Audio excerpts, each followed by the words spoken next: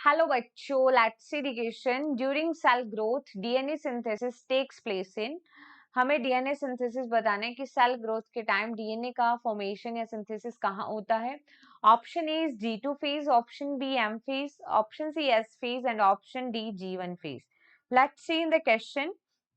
देखो, अगर हम बात करें सेल साइकिल की, तो सेल साइकिल में एक तो आती है इंटरफेज और एक आती है एम फेज।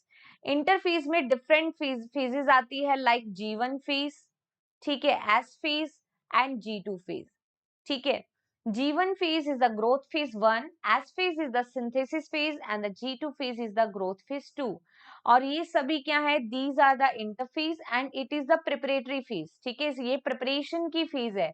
इसमें सेल तैयारी करती है डिवाइडेशन के लिए, और ये है एम फेज, और एम फेज के अंदर सेल डिवाइड होती है, राइट।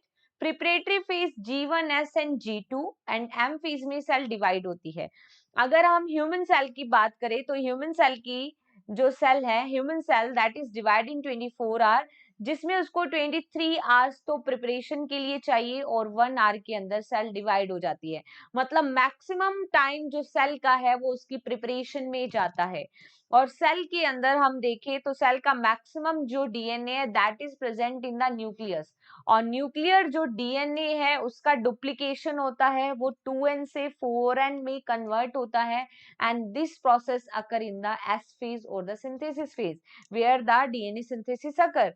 तो यही क्वेश्चन में बोला है कि डीएनए सिंथेसिस कहाँ होता है, तो डीएनए सिंथेसिस होता है S फेज में।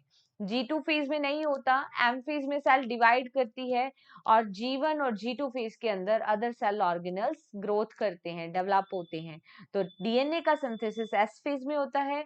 सो here finally correct answer is only option C. Okay, best of luck.